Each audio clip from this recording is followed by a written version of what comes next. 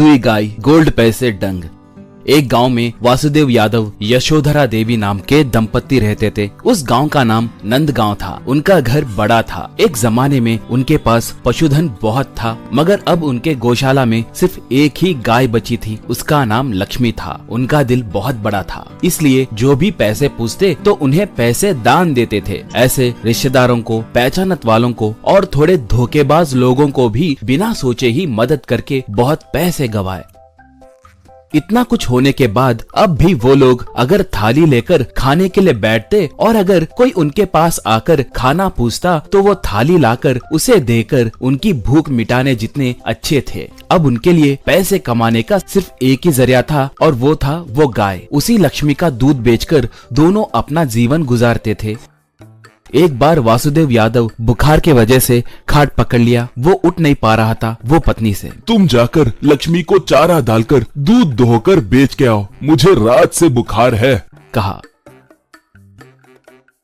यशोधरा घर के सामने लक्ष्मी के पास दूध दोहने लगी तो तभी माँ, भूख कहकर किसी की आवाज सुनाई दी। उसने देखा तो उसे एक बच्चा दिखाई दिया। यशोधरा उसके पास जाकर, क्या बेटा, इतनी सुबह किसी के घर में क्या ही मिलेगा बोलो? आए दिन बचे हुए खाने में दही डालकर रखती हूँ, मगर रात में खाना नहीं बचाता। अरे रे, अब तुम्हें खिलाने के लिए घर में कुछ भी नहीं है, कहने लगी तो लक्ष्मी उस तरफ देखकर अम्बा अम्बा कहकर रांपने लगी। यशोधरा तब, रुको लक्ष्मी, अभी आ रही हूँ बेटा, दूध दोकर आती हूँ, रुको, बोली। वो बच्चा तब ठीक है माँ कहकर अंदर आकर उस गाय पे हाथ रखकर फेरने लगा तो लक्ष्मी उस बच्चे को बड़े प्यार से चाटने लगी। यशोधरा दूध दोहकर, रुको बेटा, अभी दूध गर्म करके लाती हूँ, बोली। वो बच्चा तब नहीं माँ, मुझे ऐसे पीना ही अच्छा लगता है, कहकर उस बर्तन में का दूध पीकर, माँ भूख नहीं मिटी है, मक्खन है तो देंगे क्या, कहकर मुस्कुराते हुए पूछा। यशोधरा आश्चर्य होकर ठीक है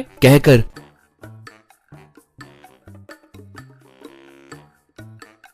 मक्खन का घड़ा निकालकर उसे दी।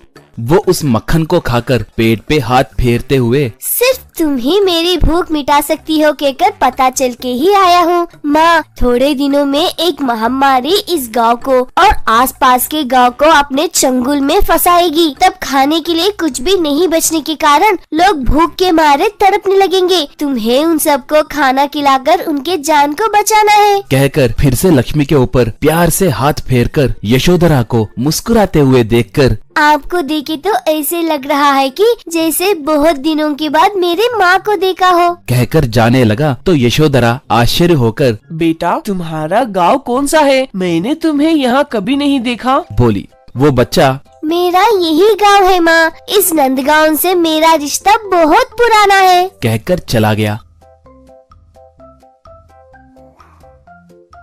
इतने में लक्ष्मी अम्बा कहकर फिर से रांपने लगी। यशोधरा, गोबर दो माँ, चूल्हा जलाने के लिए उपले नहीं है, कम से कम 4 तो भी उपले बनाकर सुखाना है। पता नहीं दोपहर तक सूखेंगे कि नहीं, बोली।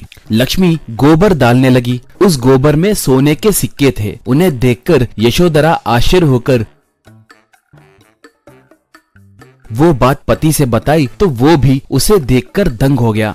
उस बच्चे के कहे जैसे ही वो महामारी आई। नंद गांव में के लोग किसी अनजान बीमारी के शिकार होकर थकान और बुखार से बहुत परेशान हो रहे थे। सारे काम वही के वही रह गए। खाना मिलना भी मुश्किल हो गया था। तब उन लोगों को यशोधरा और वासुदेव की याद आई। अब भूख को सह नहीं पाने के कारण लोग वासुदेव के घर को आने लगे। यशोधरा और वासुदेव पहले से ही ये बात जानते थे, इसलिए घर के सामने सब साफ करके लोग बैठकर खाना खाए जैसे रसोइयों को और खाना परोसने वालों को तैयार रखे। लोग वहाँ पर खाना खाकर अपनी भूख मिटाने लगे। घर में ही आटा और दान के बोरियां तैयार रखे थे। लक्ष्मी आए दिन लगातार सोने के सिक्के देने लगी थी। लगभग अब सारे गांव के लोग वासुदेव के यहाँ भूख मिटाने के लिए आने लगे थे। एक बार ये बात उस गांव के सरपंच को पता चली। वो अपने आदमियों से, वो वासुदेव यादव और यशोधरा देवी इतने लोगों को उतना खाना कैसे खिला पा रहे हैं? ये तो आश्चर्य की बात है। इसमें कोई तो राज है, तुम जाके देख कर आओ, कहकर अपने आदमी से बोला। वो तब ठीक है साहब, मैं जाकर पूरी बात पता करके आऊंगा, कहकर चला गया।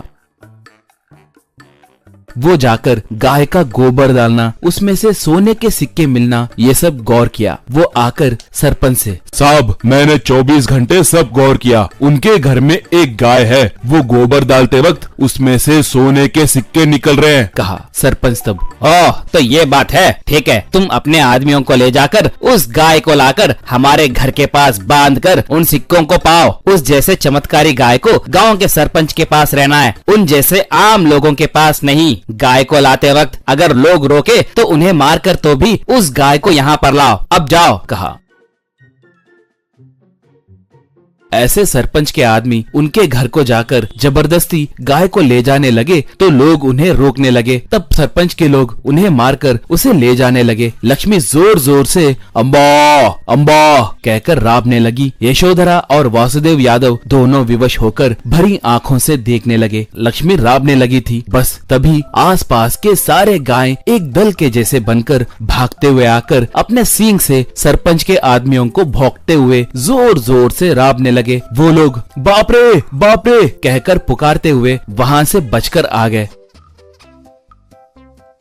सरपंच अपने घर में, अच्छा वाह, जिंदा लौटा है, वो बहुत चमत्कारी गाय है कहकर मैंने पहले ही समझ लिया, इसलिए नहीं आया। उसके आड़े मत जाओ, ये लो पैसे लेकर देसी दारू पीकर 1 महीना आराम करो, और क्या ही कर सकते हैं, कहा।